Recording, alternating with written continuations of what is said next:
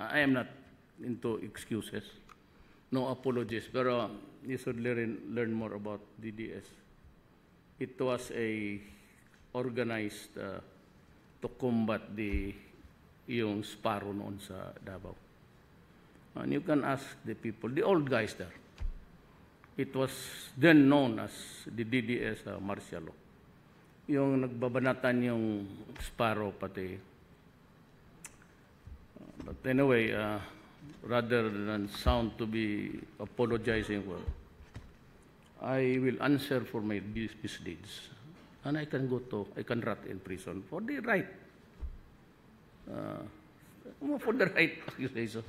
Huwag naman yung basta itapon mo na lang.